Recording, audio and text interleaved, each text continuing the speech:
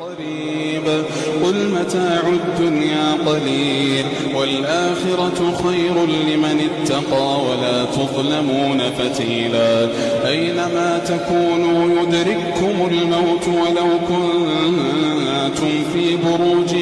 مشيدة وإن تصبهم حسنة يقولوا هذه من عند الله وإن تصبهم سيئة يقولوا هذه من عندك قل كل